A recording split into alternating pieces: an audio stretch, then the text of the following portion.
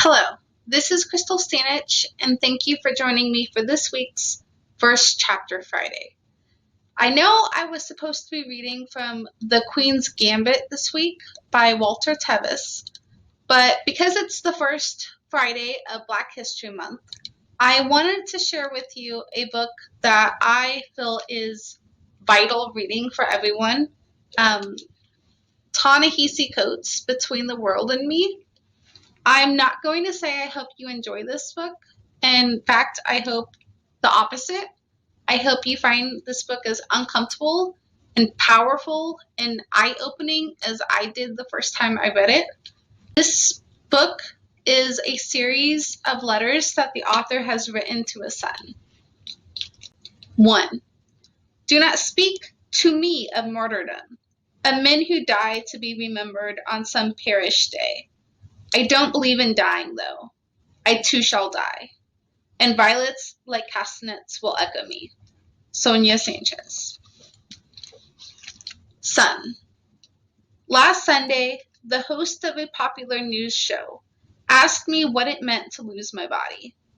The host was broadcasting from Washington, D.C., and I was seated in a remote studio on the far west side of Manhattan. A satellite closed the miles between us, but no machinery could close the gap between her world and the world for which I had been summoned to speak. When the host asked me about my body, her face faded from the screen and was replaced by a scroll of words written by me earlier that week. The host read these words for the audience, and when she finished, she turned to the subject of my body, although she did not mention it specifically. But by now, I am accustomed to intelligent people asking about the condition of my body without realizing the nature of their request. Specifically, the host wished to know why I felt that white America's progress, or rather the progress of those Americans who believe that they are white, was built on looting and violence. Hearing this, I felt an old and indistinct sadness well up in me. The answer to this question is the record of the believers themselves. The answer is American history. There is nothing extreme in this statement. Americans deify democracy in a way that allows for a dim awareness that they have, from time to time, stood in defiance of their God. But democracy is a forgiving God, and America's heresies, torture, theft, enslavement, are so common among individuals and nations that none can declare themselves immune. In fact, Americans, in a real sense, have never betrayed their God. When Abraham Lincoln declared in 1863 that the Battle of Gettysburg must ensure that government of the people, by the people, for the people, shall not perish from the earth, he was not merely being aspirational.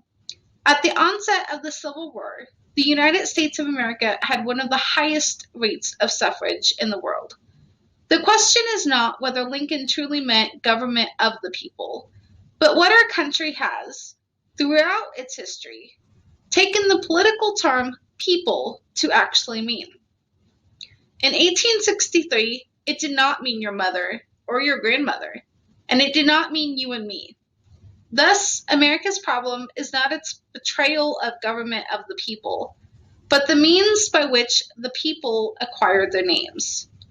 This leads us to another equally important ideal, one that Americans implicitly accept, but to which they make no conscious claim. Americans believe in the reality of race as a defined, indubitable feature of the natural world. Racism, the need to ascribe bone-deep features to people and then humiliate, reduce, and destroy them, inevitably follows from this unalterable condition. In this way, racism is rendered as the innocent daughter of Mother Nature, and one is left to deplore the Middle Passage, or the Trail of Tears, the way one deplores an earthquake, a tornado, or any other phenomenon that can be cast as beyond the handiwork of men. But race is the child of racism, not the father. And the process of naming the people has never been a matter of genealogy and physiognomy so much as one of hierarchy.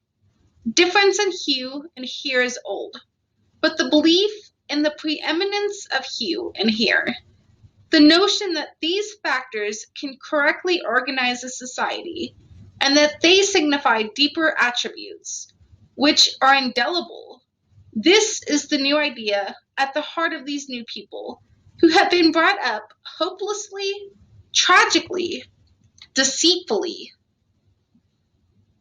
to believe that they are white. These new people are, like us, a modern invention. But unlike us, their new name has no real meaning divorced from the machinery of criminal power. The new people were something else before they were white. Catholic, Corsican, Welsh, Mennonite, Jewish. And if all our national hopes have any fulfillment, then they will have to be something else again.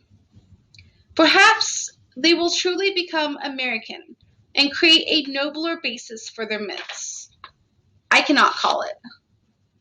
As for now, it must be said that the process of washing the disparate tribes white, the elevation of the belief in being white, was not achieved through wine tastings and ice cream socials, but rather through the pillaging of life, liberty, labor, and land, through the flaying of backs, the chaining of limbs, the strangling of dissidents, the destruction of families, the rape of mothers, the sale of children, and various other acts meant, first and foremost, to deny you and me the right to secure and govern our own bodies. And that is the beginning of Ta-Nehisi quotes Between the World and Me.